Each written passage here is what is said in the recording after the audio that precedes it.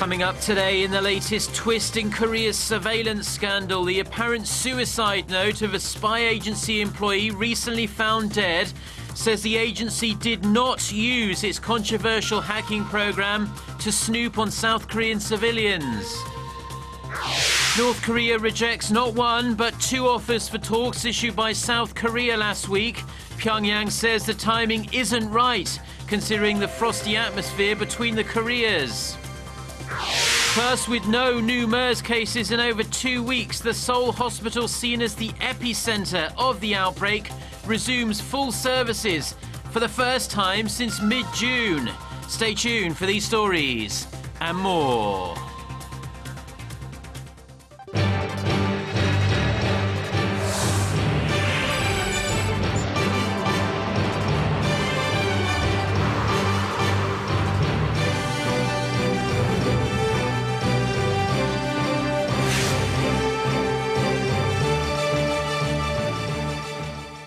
Hello and welcome. It's 6 a.m. on Monday, July 20th here in Seoul. I'm Mark Broome and you're tuned in to our early morning edition of Arirang News. Our top story this morning: police have released a note left by a National Intelligence Service employee who died over the weekend in an apparent suicide. This note could shed new light on allegations the spy agency wiretapped citizens using a program that can hack into smartphones. Ji Myung-gil starts us off.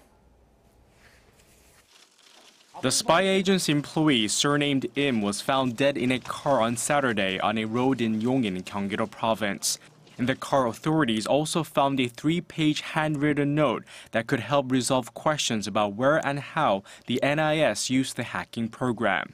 Last week, the NIS chief said the agency bought the program from an Italian company in 2012, but said the purchase was made to monitor North Korean spies.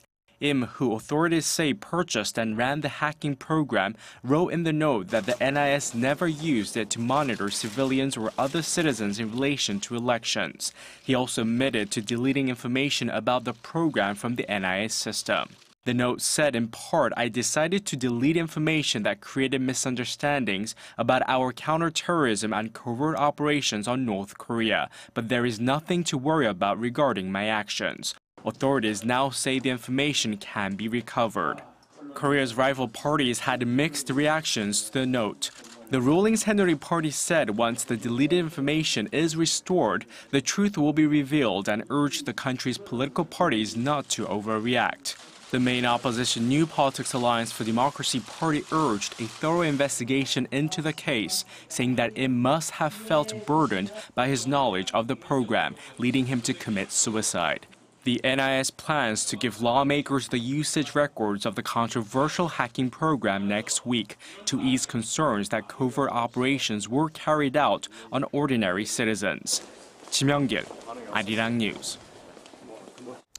More than 2 weeks have now passed since Korea reported its last case of Middle East respiratory syndrome, or as is otherwise known, MERS. On top of this, there have been no MERS-related deaths in well over 1 week. As a result, Samsung Medical Center in southern Seoul, considered the epicenter of the outbreak, resumed normal operations as of midnight, so around 6 hours ago. Kwon Dok-chol, who is the head of the government's MERS task force, said on Sunday that the center had met all the necessary conditions to reopen. The hospital was the last medical center affected by the outbreak to remain partially closed. Now, full services like new outpatient and emergency treatment had been suspended on June 13th at the request of the MERS task force. 94, or roughly half of all the MERS cases reported in Korea, had come from the Samsung Medical Center.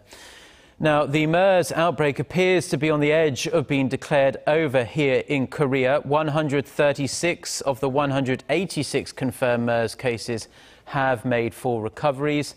Only some 60 to 70 people remain in quarantine now. Almost 17,000 people have been placed under isolation since the outbreak was confirmed in late May. South Korea's top nuclear envoy, Hwang Joonkook, is in China for talks on the North Korea nuclear issue with his Chinese counterpart, Woo Da-wei. A South Korean government source told Seoul-based Yonhap News agency that this is the ideal time for the two sides to meet, as China is weighing up its relationship with Pyongyang following the recent nuclear deal between Iran and the world's major powers. Now, Hwang will be visiting Shanghai and then Beijing until Friday for talks with not only Wu but also experts, including scholars, researchers and journalists in China. Most analysts believe China, as North Korea's economic lifeline and diplomatic backer, holds the key to pressurizing Pyongyang to return to the long-stalled six-party denuclearization talks. The talks, last held in late 2008, also involved the two Koreas, the US, Japan and Russia. North Korea has turned down two separate offers made by South Korea to hold talks in the near future. According to the North Korean Central News Agency on Sunday, the regime's committee in charge of inter-Korean relations issued a statement criticizing Seoul's proposal for a bilateral senior-level legislative meeting. The committee labeled it as a, quote, wicked attempt to cajole North Korea into talks. The North's latest statement comes after South Korea's National Assembly Speaker Jung Wi-hwa offered last week to hold talks between the parliamentary leaders of the two Koreas to facilitate better inter-Korean ties. Now, South Korea's Defense Ministry also sent a message to the North's Ministry of the People's Armed Forces late last week to invite its vice minister-level officials to the Seoul Defense Dialogue. That's going to happen in September. However, the North Korean committee said the two Koreas needed to create an atmosphere where they can sit face-to-face in a constructive manner, but added that the situation as it is remains at a standstill. And a protracted wage hike dispute between the two Koreas at the inter-Korean Kaesong industrial complex has been the thorn in the side of Seoul-Pyongyang relations since earlier this year. And unfortunately, there doesn't appear to be much light at the end of the tunnel either. Our Shin Se-min reports. The payday for workers at the Kaesong industrial complex for the month of June is Monday. But the workers there won't be getting a pay hike as demanded by the North earlier this year. The two sides failed once again to resolve their differences on an ongoing dispute over the minimum wage when they met for government-level talks on Thursday. It was the first meeting of the Joint Committee that oversees the industrial park since June of last year, and the first government-level contact between the two following a round of working-level military talks last October. The two sides closed the meeting by promising to meet again, but without setting a date for a meeting.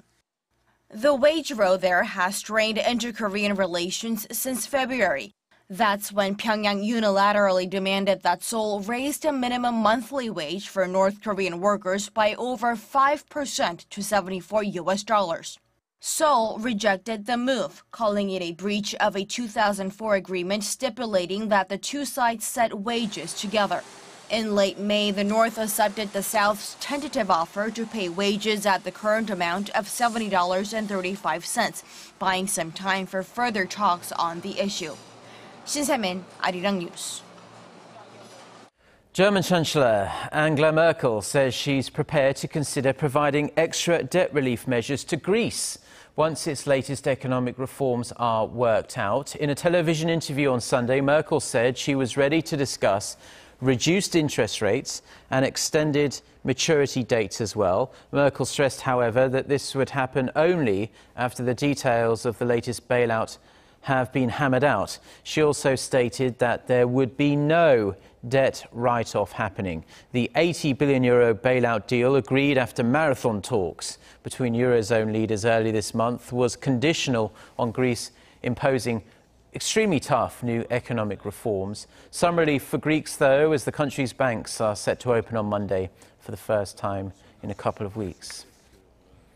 A UNESCO document conveying official recognition to industrial facilities in Japan as World Heritage Sites was posted to the organization's website on Sunday. It describes how, in the 1940s, a large number of Koreans were brought to the sites against their will and were forced to work under extremely harsh conditions.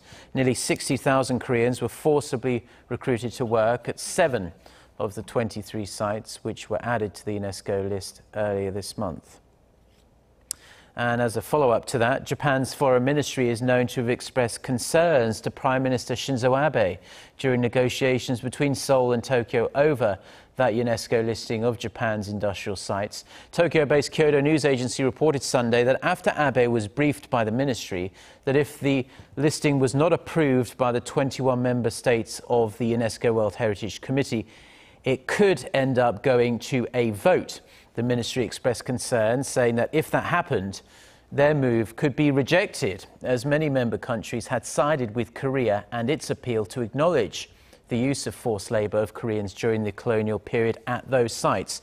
It went on to say that during the negotiations between the two countries back on June 19th, Korea demanded Japan mention that Koreans were, quote, forced to work at those places, and that Abe himself ordered that Japanese officials meet Seoul's demand in late June. An 8th round of trilateral working-level talks on a free trade agreement between Korea, China and Japan kicks off this week in Beijing as the three countries aim to hammer out their remaining differences over that trade deal.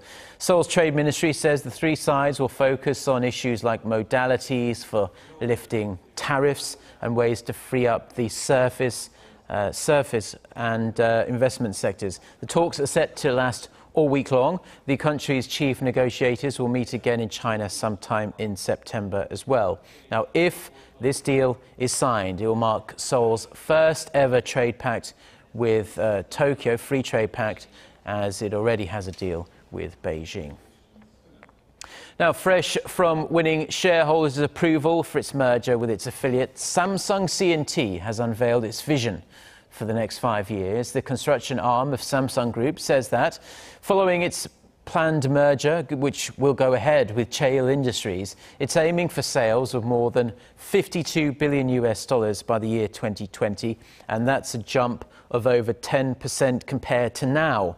The company also says it will make stronger inroads into the bio-industry sector and secure a place at the top of the global fashion and leisure sectors. Now, within Samsung Group, Samsung C&T will be neck and neck with Samsung Electronics in terms of sales and property holdings. Last Friday, Samsung C&T shareholders endorsed a $7.7 billion all-stock takeover bid of Seoul Industries. The merger is slated for completion by September 1st. Now, copper wires that connect one computer chip to another are about to be replaced by nothing but light. Transmitting and receiving data this way is more than 10 times faster than that of conventional systems. And researchers also say it brings us one step closer to an era of optical computers. Park Se-young has a story. The computers at your home or office most probably run using chips that send and receive electronic signals through copper wires. But seems like things are about to change. A team of Korean researchers has developed a new type of silicon chips that can transmit data by integrating light. This breakthrough has been possible thanks to the so-called silicon photonics technology, which creates a road of light that allows communication within a single chip as well as between different chips. The newly developed chips can boast a speed that is 40 times faster than the maximum speed achievable now, which stands at 1 to 2 billions of bits per second. That means that a high-definition movie of about 4 gigabytes can be transmitted in less than 1 second. What's more, the chips are not affected by distance of transmission, and they can produce optical communication speeds in ordinary computers. We were able to make the most of light signals inside computers, which are optimized for wire-bond electronic signals. This ultimately brings the structure of computers closer to a high-performance computer of the next generation. The development has been published in the global scientific journal Scientific Reports in June. The researchers believe that it will take from 2 to 3 years to commercialize this technology, which has the potential to decrease the size, price, and power consumption of current data transferring devices. Park Se-young, Arirang News. Now, many science fiction movies feature mind-bending technologies that transcend time and space, but some might soon become a reality as Korean scientists are working on a number of interactive technologies that can mesh the real world with the virtual world. Hwang Joonkook reports. Imagine being able to directly interact with a person who's far away and also reading their facial expressions as if you're seeing them from a close distance. Well, wonder no more, as this can be done through new interactive technology developed by researchers from Sangmyeong University. Scientists say the technology will take virtual meetings to the next level, as it can analyze a person's emotion and concentration level. The technology can accurately track the movements of your facial muscles, which show how you're reacting to something. By analyzing brainwave responses, one can tell how truthful or credible a person is being. Here's another technology that can make you feel as if you were at a certain place without actually being there. This camera with special sensors can record three-dimensional data of your surroundings to create a virtual reality map of those locations for a 3D tour. And scientists say such virtual technology will change the way we interact in the future. The technology will allow us to directly interact with people in remote areas. For instance, we can use it for long-distance education to make students feel as if they were in the same classroom with a teacher who's actually far away. Experts predict that the interactive virtual technology market will take off by 2018. Until then, Korean scientists will focus on building a strong network in the technological sector to gain an upper hand in the market. Won Ji-hyun, Arirang News.